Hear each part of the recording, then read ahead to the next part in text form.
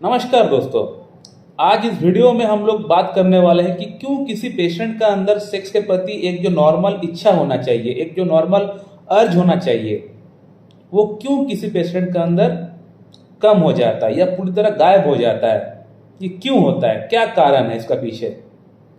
क्योंकि कई बार पेशेंट आके ये कहते हैं कि डॉक्टर साहब मेरा अंदर लो सेक्स ड्राइव हो गया है, लो लिबिडो की प्रॉब्लम हो गया है, मेरा अंदर इच्छा नहीं होता है, मेरा पार्टनर मेरे पास रहता है, मुझे टच करता है, लेकिन मेरा अंदर वो एक जो अंदर से जो फीलिंग आना चाहिए वो फीलिंग नहीं आ पाता है।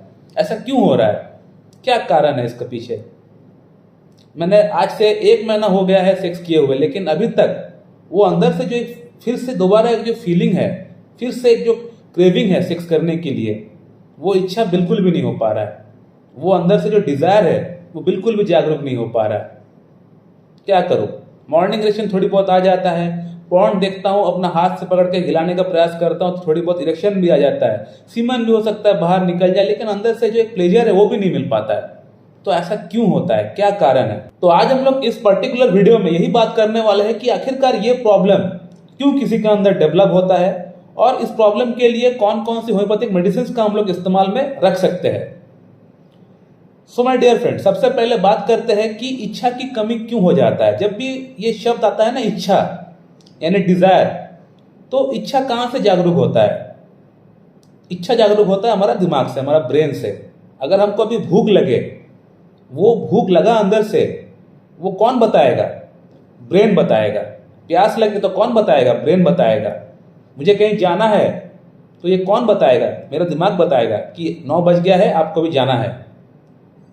सिमिलरली कोई भी अगर इच्छा की अगर बात की जाए, वो हर एक इच्छा जो हम लोग अपने जीवन काल में भोगते हैं या करते हैं, वो सभी इच्छा का जो एक ओरिजिन पॉइंट है वो है हमारा ब्रेन, हमारा दिमाग। हमारा दिमाग सिग्नल देता है कि आपको ये काम अभी करना है।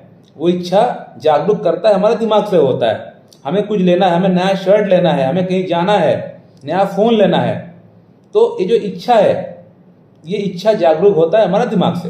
सिमिलरली सेक्स के प्रति जो इच्छा होता है, इसका जागरूक भी होता है, सेंटर पॉइंट जो है वो दिमाग ही है। ब्रेन से 2 हार्मोन रिलीज होता है, बोथ मेल एंड फीमेल। ऐसा नहीं कि सिर्फ मेल में होता है, फीमेल में भी ये 2 हार्मोन निकलता है। हार्मोन्स का नाम है LH एंड FSH। LH का फुल फॉर्म होता है ल्यूटिनाइजिंग हार्मोन, FSH का फुल फॉर्म होता है फॉलिकल स्टिमुलेटिंग हार्मोन।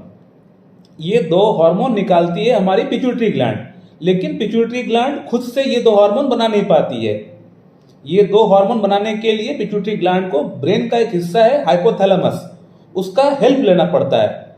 हाइपोथैलेमस एक हार्मोन बनाती है जिसका नाम है GnRH, गोनाडोट्रोपिन रिलीजिंग हार्मोन। इस हार्मोन का हेल्प से पिट्यूटरी ग्लैंड ये 2 हार्मोन बनाती है LH एंड FSH, जिसका बेसिकली काम होता है बोथ मेल एंड फीमेल के अंदर जो भी सेक्सुअल ऑर्गन्स है उसको एक्टिव करना। और ना कि सिर्फ एक्टिव करता है, बल्कि ये 2 हार्मोन उसको मेंटेन भी करने का काम करता है, उसको रेगुलेट भी करने का काम करता है। पुरुषों के अंदर जो स्पर्मेटोजेनेसिस होता है, जो सीमन जो बनता है, वो ऐसे ही नहीं बनता है। दिमाग को सिग्नल आपका आता है जनानंग पे, तभी जाके ये स्पर्मेटोजेनेसिस होता है, सीमन बन पाता है। जब आप किसी ऑपोजिट सेक्स के पास बैठ के बात करते हैं, आपका अंदर जो एक एरोजल होता है, ये एरोजल ऐसे नहीं होता है, आपका दिमाग को सिग्नल आता है तभी जाके एरोजल हो पाता है। तो लो सेक्स ड्राइव या लो लिबिडो के पीछे जो मेन कारण है वो है लो LH FSH। अगर आपका अंदर LH FSH हार्मोन सही से सीक्रेट नहीं हो पाएगा या इसका लेवल अगर कम हो जाएगा, तो आपका अंदर लो सेक्स ड्राइव जैसी कंडीशन उत्पन्न हो सकता है। हालांकि इसके अलावा और भी 1-2 रीजंस है, जैसे कि हाइपोथायराइडिज्म और अनकंट्रोल्ड डायबिटीज। अगर किसी का अंदर अनकंट्रोल्ड डायबिटीज या हाइपोथायराइडिज्म है तो उस पेशेंट का अंदर भी लो सेक्स ड्राइव हो जाता है।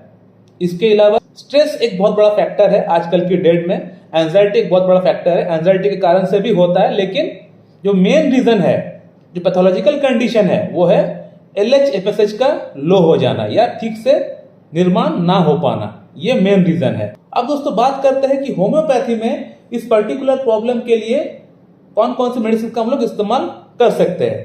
फर्स्ट ऑफ ऑल मैं बोलना चाहूंगा कि होम्योपैथी में कोई भी प्रॉब्लम के लिए कोई फिक्स मेडिसिन पहले से नहीं होता है। होम्योपैथिक मेडिसिन काम करता है इंडिविजुअलाइजेशन थ्योरी पे, यानी कहने का मतलब जो पेशेंट आया है उसका लक्षण क्या है, उस लक्षण के अनुसार, उस कॉजिशन के अनुसार ही उसका मेडिसिन का सिलेक्शन होता है। चाहे प्रॉब्लम सेम ही क्यों ना हो, लेकिन ए और बी दोनों पेशेंट अगर सेम प्रॉब्लम के लिए आपके पास आया हो तो दोनों को सेम मेडिसिन दिया जाएगा प्रॉब्लम के लिए, ऐसा कोई गारंटी नहीं है। दोनों के लिए मेडिसिन जो सिलेक्शन होगा वो अलग अलग होगा। 90% चांसेस है अलग अलग मेडिसिन का सिलेक्शन होने का।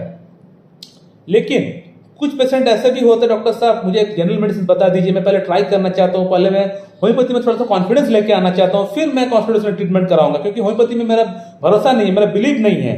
आपको जनरल मेडिसिन का नाम बताइए, मैं पहले ट्राई करके देखना चाहता हूँ, उसके बाद मैं सोचूंगा कॉन्स्टिट्यूशनल ट्रीटमेंट मुझे कराना है या नहीं। तो मैं एक प्रोटोकॉल बताता हूँ, इस प्रोटोकॉल के तहत अगर आप इन मेडिसिन को इस्तेमाल करेंगे तो आपका LH-FSH का प्रॉब्लम काफी हद तक 90% चांसेस है बिल्कुल ठीक हो जाएगा, और आपका लो सेक्स ड्राइव की जो प्रॉब्लम है ये भी ठीक हो जाएगा उसी के साथ। सो माय डियर फ्रेंड, इस प्रोटोकॉल के लिए आपको पहला जो मेडिसिन लेके आना है उसका नाम है पिट्यूटरी ग्लैंड।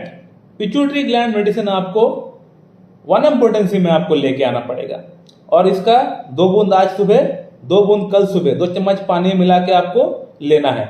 जैसे पिट्यूटरी ग्लैंड लेते हुए 2 दिन हो जाए उसके बाद इसको बंद कर दीजिए, इसको और इस्तेमाल करने का दरकार आपको नहीं है। 3rd डे ऑनवर्ड से आप ऑर्चिटिनम 3x नाम का एक मेडिसिन है, जिसके ऊपर मेरा ऑलरेडी वीडियो है, ऑर्चिटिनम 3x, इसका 4 गोली सुबह शाम करके आप लेना स्टार्ट कर दीजिए। एवरीडे ऑर्चिटिनम 3x का 4 गोली सुबह, 4 गोली शाम को आप डायरेक्ट अपना जीभ में डाल लीजिए और चूस लीजिए उसको। और 3rd एंड 4th मेडिसिन का जो नाम है वो है जिंको बाइलोवा और एस्फल्टम 6CH। जिंको बाइलोवा का आपको 10 बूंद लंच के बाद लेना है और 10 बूंद रात को भोजन के बाद लेना है, आधा कप पानी के साथ मिला के। इसको भी आपको 3rd डे से स्टार्ट कर देना है। जिस दिन से आप ऑर्चिटिनम स्टार्ट करेंगे उसी दिन से आपको जिंको भी स्टार्ट कर देना है, और उसी दिन से आपको एस्फल्टम 6CH को भी स्टार्ट कर देना है।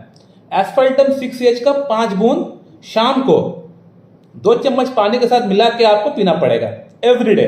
तो कहने का मतलब स्टार्टिंग का 2 दिन आप लेंगे पिट्यूटरी ग्लैंड 1M, जैसे पिट्यूटरी ग्लैंड 1M लेते हुए 2 दिन हो जाता है, उसके बाद 3rd डे से आप ये तीनों मेडिसिन को स्टार्ट कर देंगे, ऑर्चिटिनम, जिंको बाइलोवा और एस्फल्टम। और ये तीनों मेडिसिन को आपको लगातार 1 मंथ आपको इस्तेमाल करना है। 1 मंथ इस्तेमाल करने के बाद आप फिर से अपना LH-FSH का रिपोर्ट निकाल के देख लीजिए क्या बदलाव उसमें आ रहा है। रिपोर्ट निकालने का आपको दरकार भी नहीं है, आपका अंदर जो फीलिंग्स है, जो डिजायर जो लो हो चुका है वो वापस आना स्टार्ट हो जाएगा। आप समझ जाएंगे कि आपके अंदर वो मेडिसिन काम करना स्टार्ट कर दिया है। सो माय डियर फ्रेंड, मैं इस वीडियो को यहीं पे एंड करना चाहता हूं। अगर आप लोगों को वीडियो अच्छी लगती है तो लाइक करें, शेयर करें, सब्सक्राइब करें। अगर आप लोगों के मन में कोई सवाल है तो कमेंट बॉक्स में कमेंट करके पूछिए, आपको वहां पे रिप्लाई मिल जाएगा। So thank you very much and have a good day.